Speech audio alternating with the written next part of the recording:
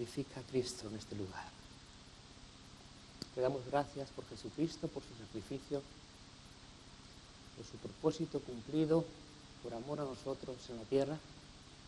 Gracias por tu Espíritu que está en medio nuestro, cumplimentando y completando nuestras necesidades y nuestras carencias conforme a sus riquezas en Jesucristo. Dios mío, en esta mañana ven con tu palabra trabajando en las vidas. Yo quiero ser ese sembrador que siembra la buena semilla santa, incorruptible de tu palabra. Que no encuentres en mí tropiezo para que ella llegue, profundice, arraigue y dé fruto en cada vida, Padre.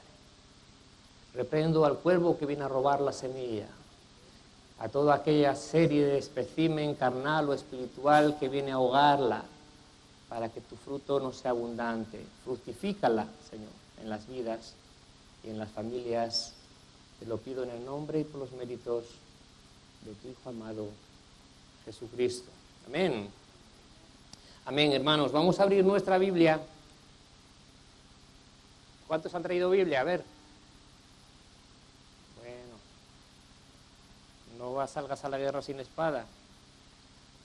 En el Evangelio de Lucas, en el capítulo 9, para leer un versículo que es sencillo, es corto, pero que tiene gran contenido y cometido.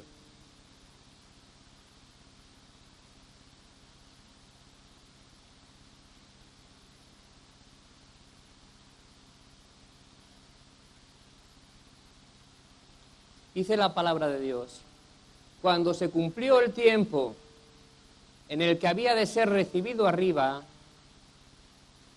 afirmó su rostro para ir a Jerusalén. Está hablando de Jesús. Él conocía sus tiempos. Él lo tenía claro. Él conocía el rumbo, el propósito, el cometido que tenía que cumplir en la tierra. Tú conoces tu cometido en la tierra.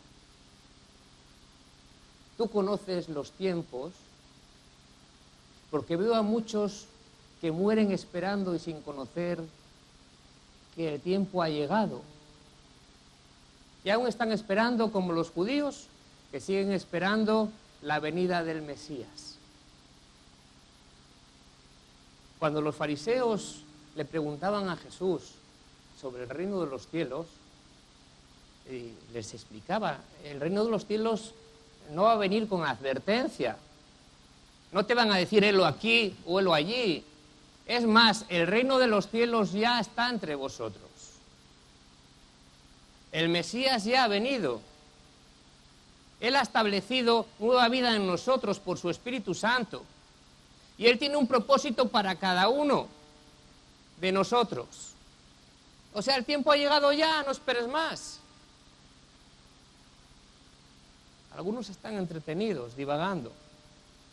Son pequeños Nicodemos que ni han visto, ni han entendido, ni por supuesto han entrado en lo que es el reino de los cielos. En como cantábamos, tú eres mi rey, tener a Jesucristo como Rey y Señor y dejar que Él dirija sus vidas y como tanto formar parte de su reino. Pequeños Nicodemos que no ven, que entienden en parte, conocen en parte la doctrina, testifican en parte.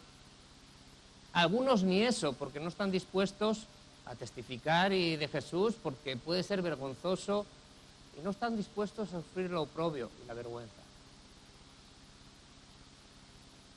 Pero no son parte del reino de Dios. La parte no es el todo. Vamos a leer un texto en 1 Corintios 13:9.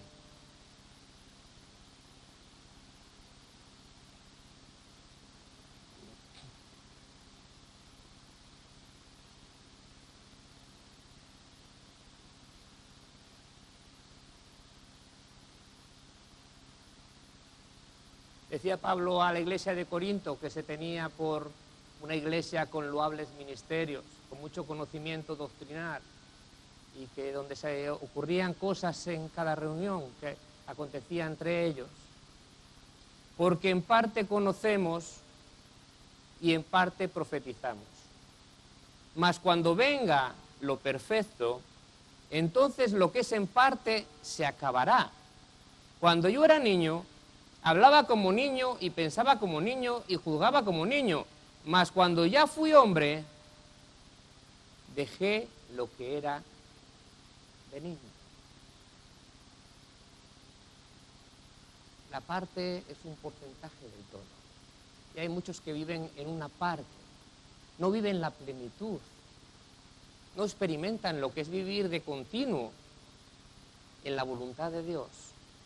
No entienden, ni conocen, ni se plantean entender cuál es el propósito de Dios para sus vidas, que ya está establecido desde antes de la fundación del mundo. Hay muchos que en parte se ocupan de sus cosas y en parte de las cosas de Dios. Entonces ahí entra lo que cada uno establece. Yo establezco cuándo y cuánto me ocupo de mis cosas y cuándo y cuánto de las cosas de Dios. Y siempre Dios sale perdiendo. Si nos sobra algo de nuestro tiempo, a veces nos ocupamos de sus cosas. Lo perfecto ya ha venido. Cuando vino lo perfecto, lo que era en parte se terminó. Y entra el tiempo de la plenitud. Qué curioso que luego lo compare y haga una relación entre los niños y los hombres. La iglesia de Jesucristo es una iglesia llena de niños. Faltan personas maduras. Como remar. Remar, el 80% o quizás más de la población son niños. Nos los traen huérfanos, abandonados, sus padres han muerto, los han vendido o sacado de prostíbulos o en circunstancias, y nos encontramos con una población muy grande de niños. Y los niños tienen que jugar, tienen que prepararse, capacitarse, educarse, para llegar, en el tiempo que lleguen a ser hombres, poder ejercer su ministerio. Jesús entendió con 12 años que el tiempo del niño había acabado y dijo, ahora en los negocios de mi padre me es necesario estar. Ya no estoy en mis negocios ni en los de mi familia. Ya la carpintería ya de mi padre, como que no. Tengo algo más importante, es el hacer la voluntad de Dios. Pero muchos quieren seguir siendo niños, quieren seguir jugando, no quieren dejar sus juguetes. Claro, el ser maduro conlleva responsabilidad, conlleva sacrificio, conlleva hacer a veces lo que a nuestra carne no le agrada, no le gusta.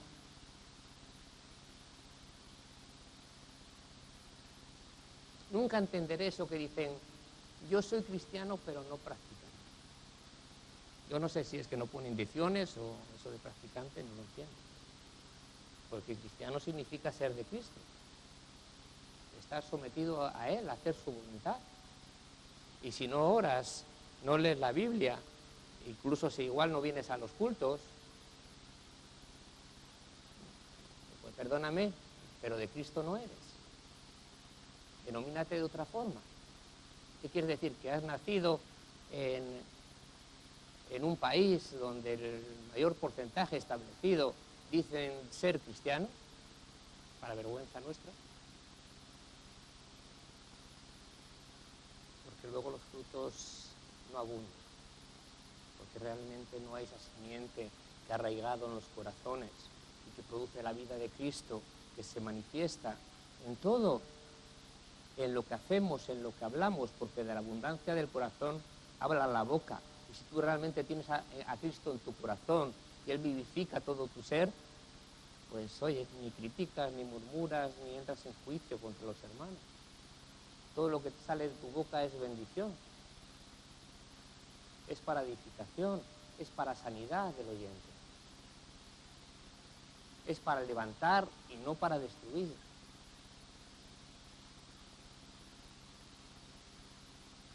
Hay muchos que han salido con un destino y bien, llevaban bien la dirección, han cogido el tren del Evangelio, pero se han bajado y se han quedado en la primera estación.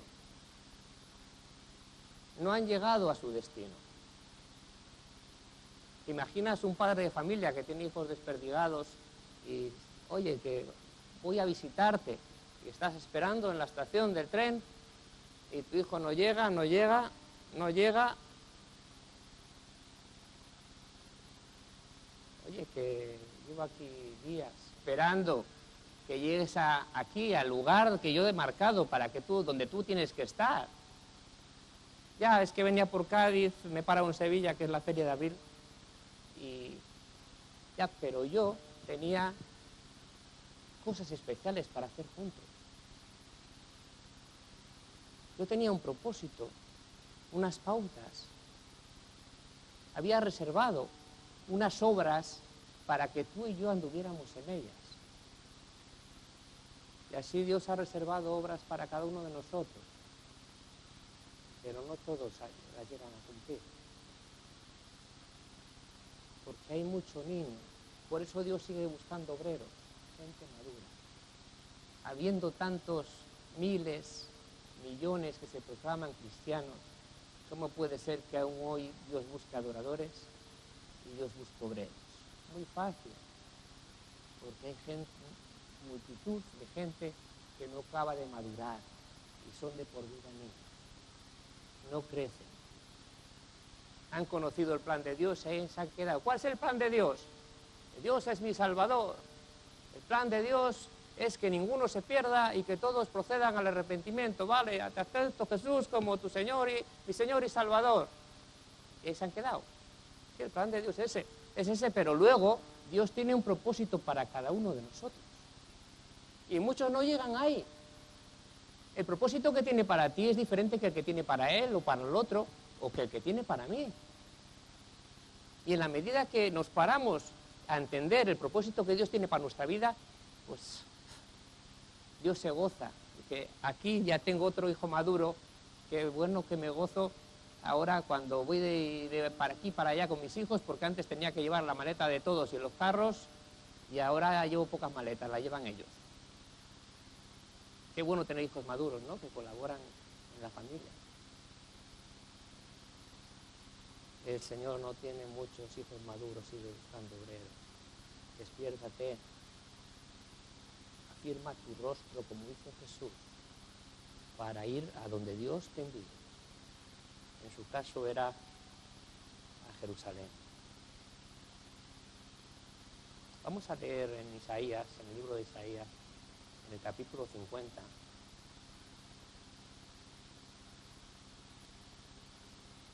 Hay que tenerlo claro.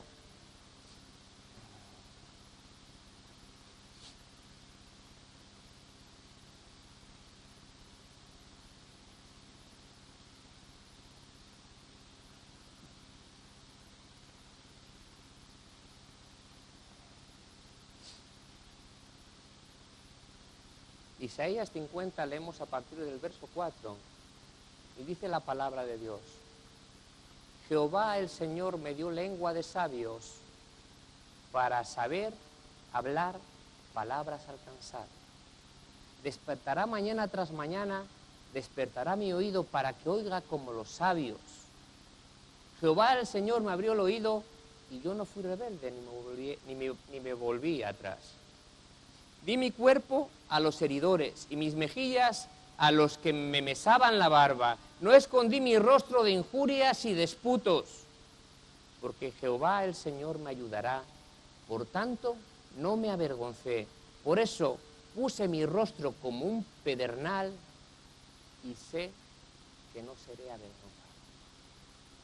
Qué texto tan tremendo. Está hablando como Jesús, ministrando y diciendo: puse mi rostro como un pedernal. Es más arraigado todavía que firme. Firme es tenerlo claro. Yo sé a dónde voy, sé el camino que tengo que seguir y no me voy a distraer. Pero el pedernal es una parte de la roca que se mantiene tal cual y que rasga todo lo que viene en contra para seguir avanzando y cumplir su cometido.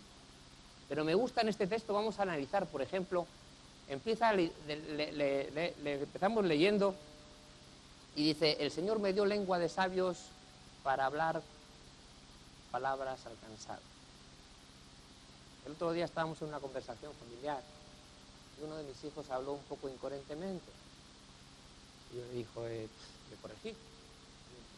Esta es nuestra enseñanza. Hijo, si vas a decir algo que no te entiendan o que sea una tontería, mejor cállate. Porque aún el necio cuando calla es contado como sabio.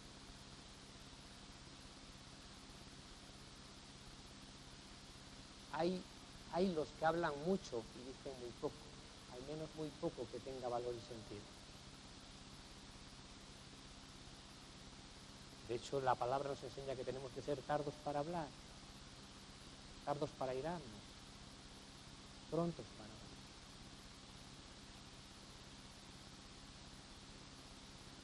Despertará mañana tras mañana mi oído para que oiga como los sabios.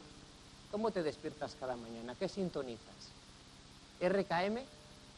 ¿Que hay palabra de Dios? ¿O cuál es tu emisora favorita? Hablo metafóricamente hablando, pero ya no es. Nosotros sintonizamos el dial de Dios o el dial de las cosas del mundo.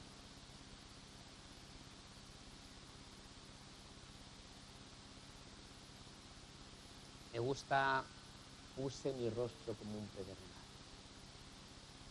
Sea donde voy a avanzar hasta llegar, nadie me va a parar y no voy a desviarme.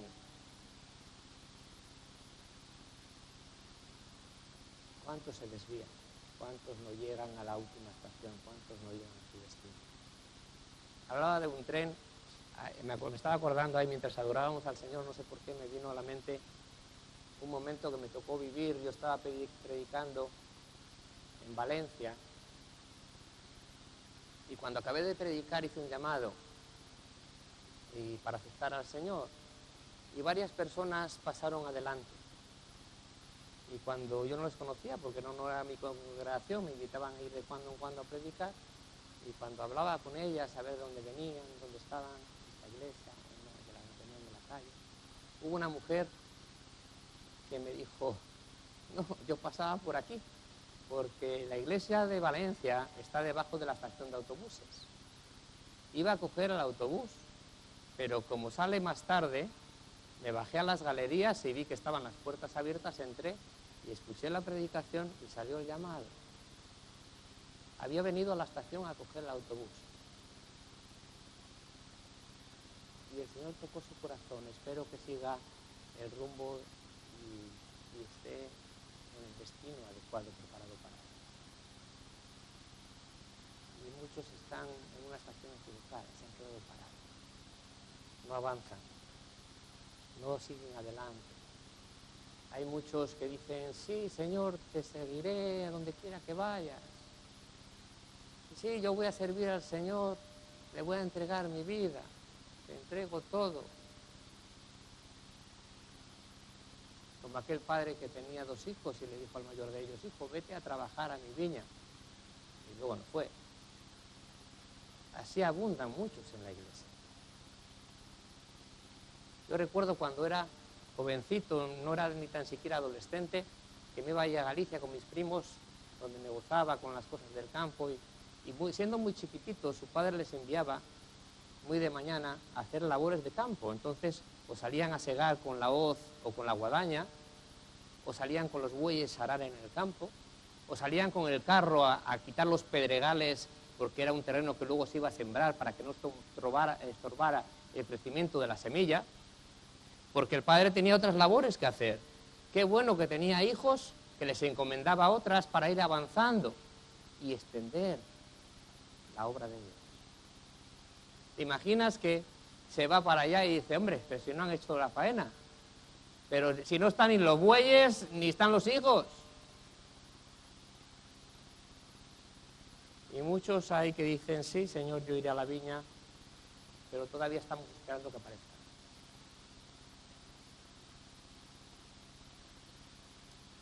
Y hay algunos que se distraen fácilmente. Realmente ellos desean, en su corazón está el ir y saben a dónde tienen que ir. y conocen. Pero mientras van por el camino, se distraen. Y les entra un pensamiento, o les llaman al móvil, o les viene una ocurrencia, anda, pues ya me he pasado. Bueno, ya iré otro día. ¿Cuántos se distraen de las cosas? Mirando otros escaparates, haciendo otras cosas que yo le decía a alguien el otro día, hay muchos que viven haciendo las urgencias. De repente surge una urgencia y por hacer la urgencia dejan de hacer lo importante. Dejan de hacer el cometido que tienen que hacer.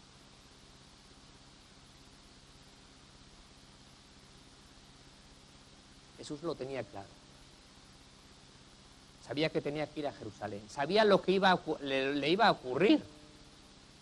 Pero lo tenía claro. Porque sabía el fruto que iba a haber en tu vida y en la mía.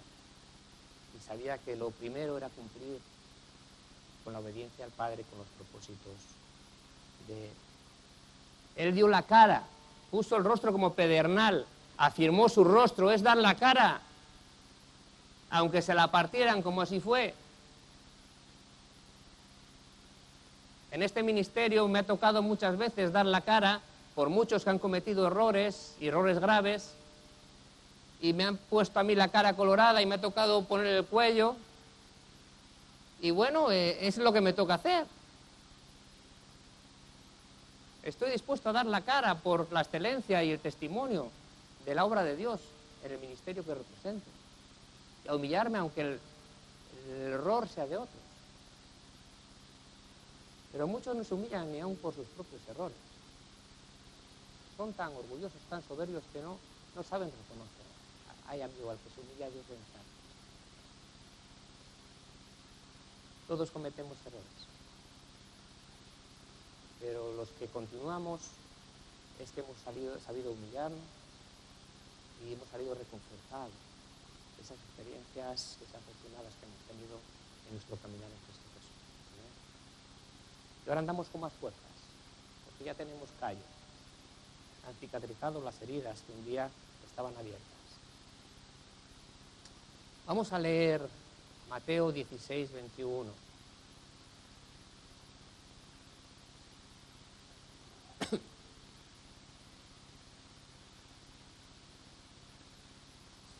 Mateo capítulo 16.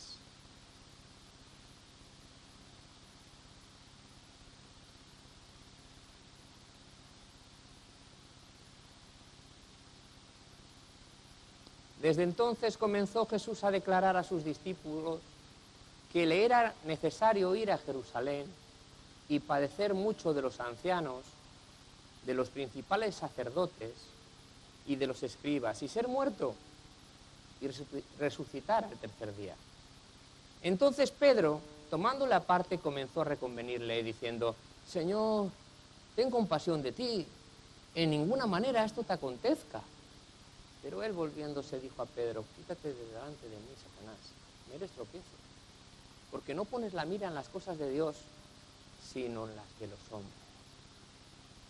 Hay muchos que se distraen por ellos mismos, y otros son desviados porque vienen los bonachones, los del amor sentimental, el amor anímico, desviados por sus familias incluso, por sus parejas, por sus amigos. ¿Cómo estás haciendo eso? Si nadie lo hace.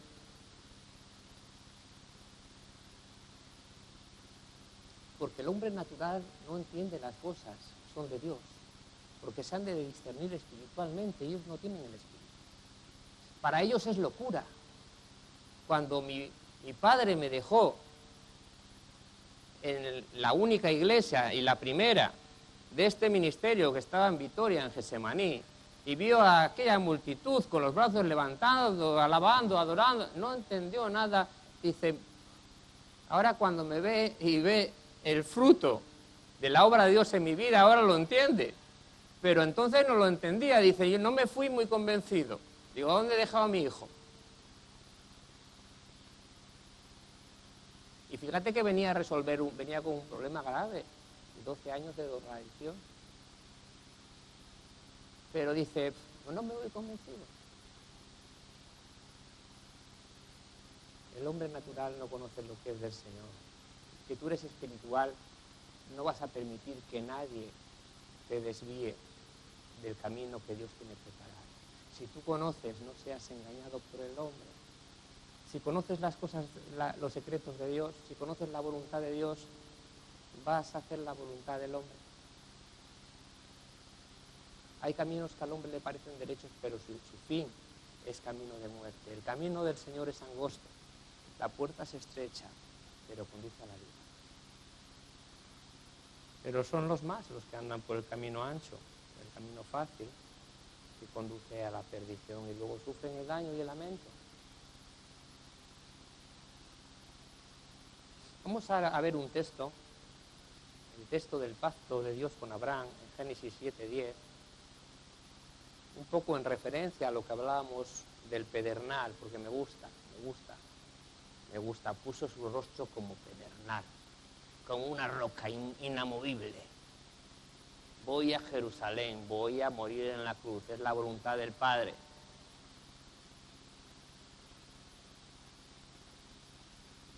Y nada me va a apartar, nada me va a estorbar.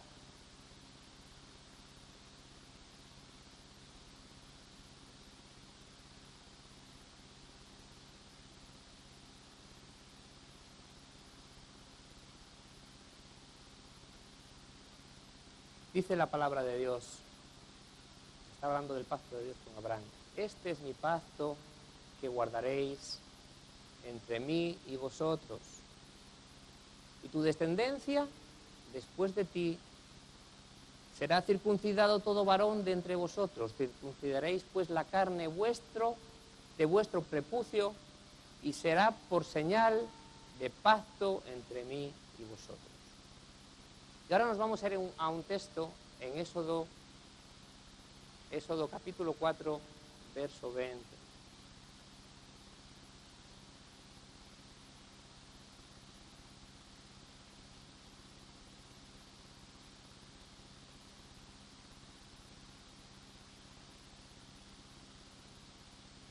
Aquí la historia es con Moisés.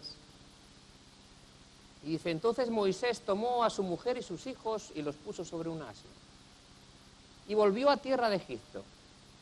Tomó también Moisés la vara de Dios en su mano y dijo Jehová a Moisés, cuando hayas vuelto a Egipto, mira que hagas delante de Faraón todas las maravillas que he puesto en tu mano. Pero yo endureceré su corazón de modo que no dejará ir al pueblo. Y dirás a Faraón, Jehová ha dicho así, Israel es mi hijo, mi primogénito. Ya te he dicho que dejes ir a mi hijo para que me sirva. Mas no has querido dejarlo ir, he aquí yo voy a matar a tu hijo, tu primogénito. Están en tiempos donde envía a Moisés a sacar de la esclavitud que tenían durante 400 años el pueblo escogido de Dios. Y lo envía ahí, a pesar de las plagas, los milagros divinos, Faraón tiene su corazón endurecido y no deja ir al pueblo. ¿Para qué? Para que le sirva al Señor. Para liberarlos de la esclavitud, para que le sirva. Y le denomina a su hijo, no deja ir a mi hijo Israel. La iglesia somos el hijo adoptado del Señor, hemos sido adoptados en Jesucristo, por medio del sacrificio de la sangre. A los que creen en su nombre le ha sido dada la potestad de ser hechos hijos de Dios. Como no deja ir a mi hijo, dile que mataré al primogénito de toda familia. Y conocemos la historia, pues juntar los dinteles, las puertas, comeros todo el cordero, todo. Y yo pasaré el ángel de la muerte delante de vosotros y no sufriréis daño. Solo morirán los primogénitos de los egipcios. Pero vamos al verso 24. Y aconteció en el camino que en una posada Jehová le salió al encuentro y quiso matarlo. Entonces Séfora tomó un pedernal afilado y cortó el prepucio de su hijo y le echó a sus pies diciendo, a la verdad tú me eres un esposo de sangre Así le dejó luego ir y ella dijo, esposo de sangre a causa de la circuncisión. Vamos a analizar los textos. Yo meditaba esta mañana y decía, hay una diferencia palpable entre la comunión de Dios con Abraham y la comunión de Dios con Moisés. Abraham, Dios le llama de su tierra y a partir de ahí tiene visitaciones en su tienda, le sale al encuentro, le sale al camino. Pero los encuentros de Moisés con el Señor, si te fijas, son casi todos en los montes. Requiere esfuerzo subir al monte para encontrar la presencia de Dios. En Orez vio una zarza ardiendo y subió allí y se encontró con que estaba en Tierra Santa. En Sinaí subió y Dios le dio los preceptos, los estatutos, las leyes para su pueblo.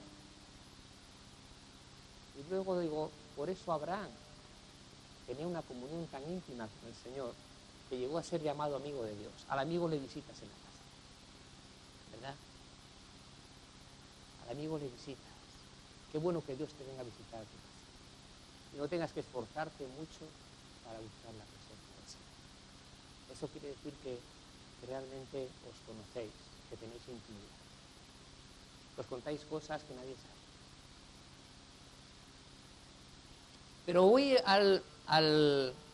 en 4:20 dice, tomó Moisés a su mujer y sus hijos y los puso sobre un asno. Qué gozo que tu mujer y tus hijos vayan en tu misma dirección, que tú tengas el vehículo y la dirección para tu familia. Y qué triste ver cómo hay familias donde el esposo deja al resto, o se va la mujer, o se van los hijos en otro rumbo, y luego pues son ovejas perdidas que realmente son fáciles para los lobos y suelen sufrir daño, más tarde o más temprano. Y queda el dolor familiar. Y queda la culpa, porque luego el diablo viene a condenar y a ver qué hemos hecho mal, que nos ha salido un hijo así o que ha fracasado en nuestro matrimonio. Dice más adelante, volvió a tierra de Egipto, tomó también Moisés la vara de Dios en su mano. Muchos van en el burro, pero no llevan la vara. Dios dio al varón que viene de vara, la autoridad. Le dio a la mujer para ser un complemento, para multiplicar y favorecer el ministerio con diferentes roles, cada uno en la familia y en la obra del Señor. Pero él dice, el marido será cabeza de la mujer y Cristo es cabeza del varón y de la iglesia. Es más, le llama a gobernar su casa y Pablo ministra a la hora de abrir iglesias y dice, el que no puede gobernar en su casa, ¿cómo va a gobernar en la iglesia de Dios? Si es sacerdote primeramente de su familia y no está ejerciendo bien, ¿cómo va a instruir a otros en los caminos por los que deben andar? Pero hay muchos que se dejan la vara aparcada, se sientan en el sofá, ven la tele y aparcan la vara. Y entonces viene la mujer y la coge. Y dice, toma la vara la mujer, o la toman los hijos, y van y vienen donde quieren, y hacen lo que les da la gana, y la familia es un caos. Es un caos, porque falta la autoridad de Dios, que va llevando en un rumbo, en un vehículo, en un asno. El Espíritu Santo nos lleva encima. Tenemos una montura fácil. Fácil es mi yugo y ligera mi carga. Y los va llevando en el camino correcto a toda su familia. Somos responsables, varones, de nuestras familias. Pero vamos al tema crucial, al pedernal. Tomó un pedernal afilado, Séfora, y cortó el prepucio de su hijo. Qué tremendo esto de cortar el prepucio, ¿no?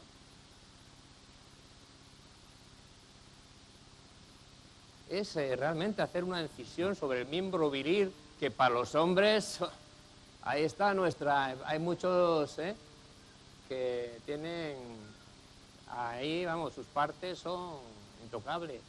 Esa es una humillación con derramamiento de sangre.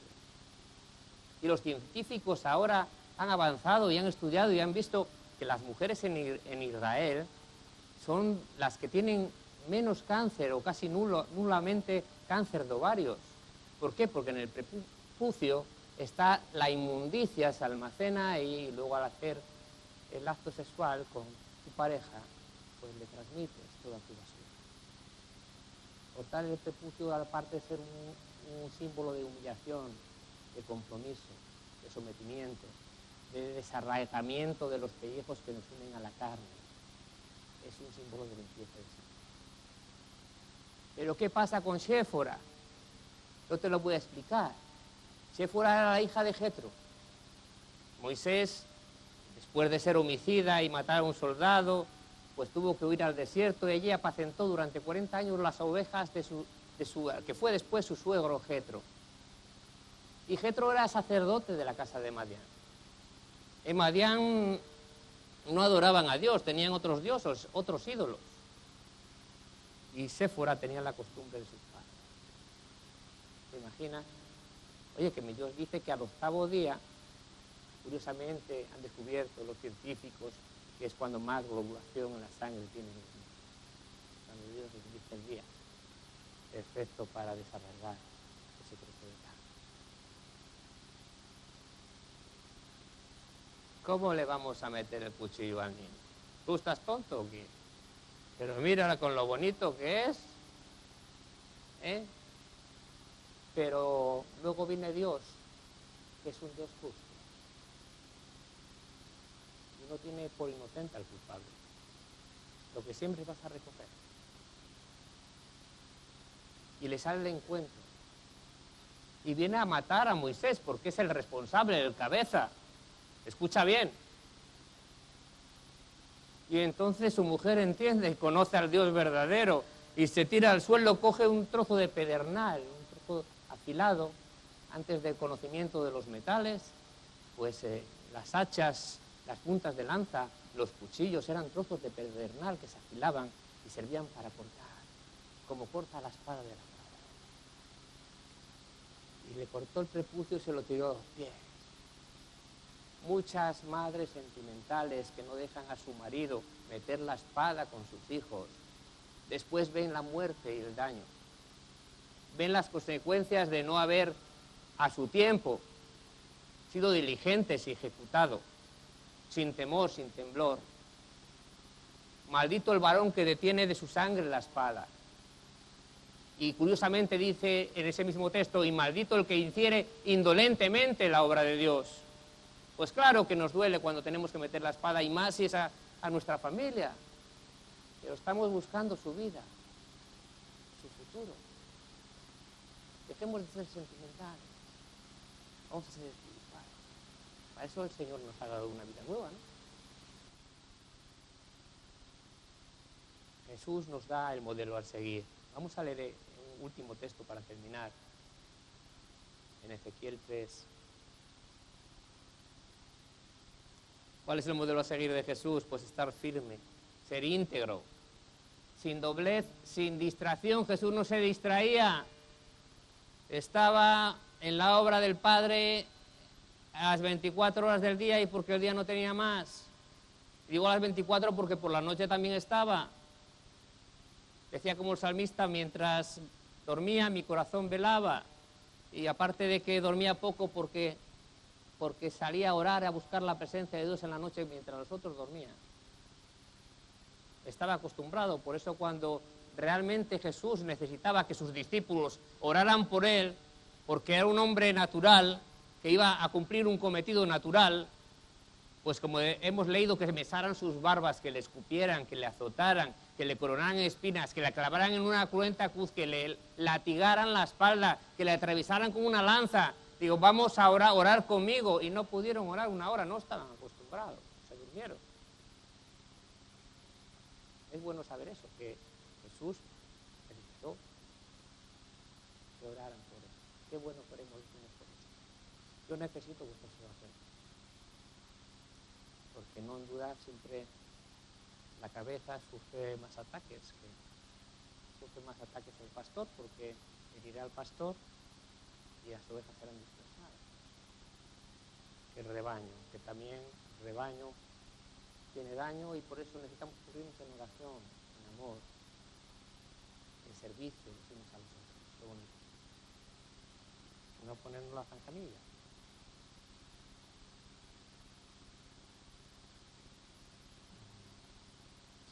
Jesús sabía cuál era su propósito, sabía cuál era su cometido, afirmó su rostro, lo puso como un pedernal para ir a Jerusalén a cumplir el plan de Dios que hoy nos ha alcanzado aquí a mí. Y ahora el cometido del Padre, como Hijo de Dios, viene para ti, como vino también para Ezequiel. Ezequiel fue un profeta de Dios en tiempos complicados. Ezequiel fue uno de los profetas mayores se denominan por la extensión de sus escritos, no que sean más o menos que los otros. Y le tocó profetizar en tiempo donde Israel y Judá estaban en rebelión, en idolatría, habían olvidado las cosas de Dios, el Dios de sus padres, y por tanto fueron vencidos de sus enemigos. Y fue llevado cautivo con el pueblo a Babilonia, y profetizó en Babilonia, en tierra extraña. ¿A quién profetizaba? Pues a los que nacían en esa tierra.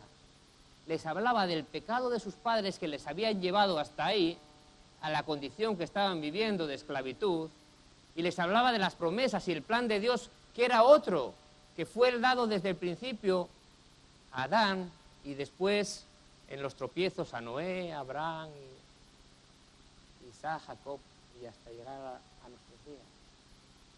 Esa era la profecía de Ezequiel. A una casa rebelde. ¿Verdad que no es fácil hablar de Dios al mundo en el que vivimos? ¿Verdad que produce rechazo en las gentes? Pero aún así es nuestro cometido.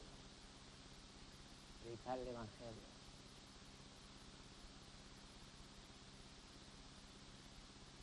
Solo una vida que consiga salvar ya es importante. Vamos a leer este cometido dado por Dios a Ezequiel. Luego me dijo, hijo de hombre, ve y entra a la casa de Israel y habla a ellos con mis palabras, no con las tuyas, no con tu entendimiento, tu conocimiento, tu experiencia, con la palabra de Dios. Porque no eres enviado a un pueblo de habla profunda ni de lengua difícil, sino a la casa de Israel. No a muchos pueblos de habla profunda ni de lengua difícil. Tenemos, yo creo que todos los que aquí estamos, la gracia de que vivimos en que todos nos entienden cuando hablamos. A veces nosotros enviamos misioneros y tenemos un problema porque mandamos a misioneros a China y no abundan los que hablan mandarín y no pueden expresarse, hablan otra lengua, o los mandas donde hablan inglés o francés y no conoces el idioma, o vas a Burkina Faso, que bueno, y tienes que buscar idiomas donde entenderte, pero Dios nos envía a un pueblo que tiene nuestro idioma. No es difícil que nos entienda.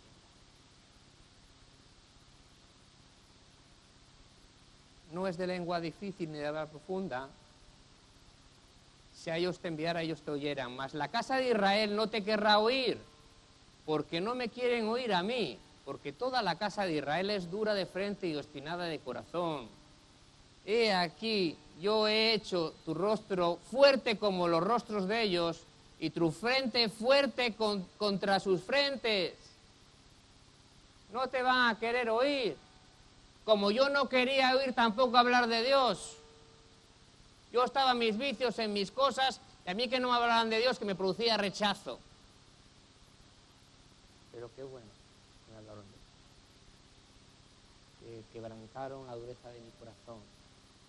El Señor mostró su amor en mi corazón, derramó el aceite, el bálsamo, restauró las heridas, rompió las cadenas, me libertó. ¿Para qué? Me sacó de la esclavitud para que le sirva. En este desierto que nos toca vivir, porque no abunda la vida. Es un desierto. No abunda aquellos que vienen a dar el agua, el refresco de la palabra del Señor. Verso 9 habla del rostro de Ezequiel, y así tiene que ser tu rostro y el mío. Como diamante, más fuerte que el pedernal he hecho tu frente, no los temas, ni tengas miedo delante de ellos, porque son casa rebelde.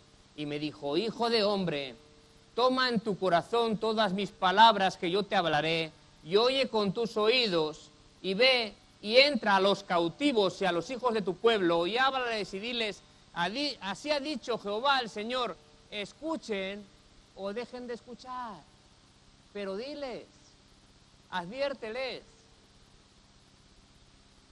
Como Josué, escogeos a quién quieres servir, pero yo en mi casa vamos a servir al Señor. Vamos a orar, espera.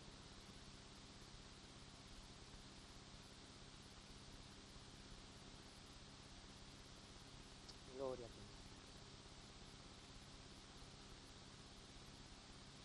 Oh, mi Dios. Te presento a esta congregación y también las vidas a las que llega este mensaje, las familias, los hogares, las iglesias. Señor, queremos hacer tu voluntad. No queremos seguir jugando como niños con nuestros juguetes. No queremos ser una parte, conocerte en parte, entenderte en parte. Queremos vivir en tu plenitud, ser parte de tu reino y establecer el propósito que tú tienes para cada uno aquí. Capacítanos, Señor, afirma nuestro rostro en las decisiones a tomar, afirma nuestros corazones, circuncídalo de toda carnalidad que nos ata y nos sujeta a pasiones y deleites carnales que nos impiden, nos hacen retroceder en tu voluntad. Queremos crucificar nuestra vieja naturaleza cada día y decir como Pablo, cada día muero y el poder de Dios viene sobre mí. Y entonces soy una nueva criatura en Cristo Jesús. Y puedo hablar palabras sabias al cansado, al afligido, al que desfallece, al que le faltan las fuerzas, al deprimido. Y puedo traer aliento, vida, que no viene de mí, viene de ti, en mi corazón, trabajando y obrando, porque no encuentras impedimento de carnalidad. Y puedo cumplir tu propósito, tu objetivo, de que otros se salven y te conozcan, y testificar que tú eres Dios, un Dios de amor que sacrificó su propio Hijo por amor a nosotros. Y puedo hacer vivo el cometido de Cristo y hacerlo válido para los que no te conocen y no lo entienden, porque yo lo he entendido, Señor. Y al que más se le da, más se le demanda. Yo conozco, Señor, por eso tengo la responsabilidad de ir y anunciar tus virtudes a las naciones. Bendice a cada hombre en este lugar y a los que aún son niños. Señor, dales un crecimiento acelerado para que ya arraiguen en tu voluntad, empiecen a buscar y a entender tus propósitos para sus vidas. Te lo pido en el nombre y por los méritos de tu Hijo amado, Jesucristo. Amén.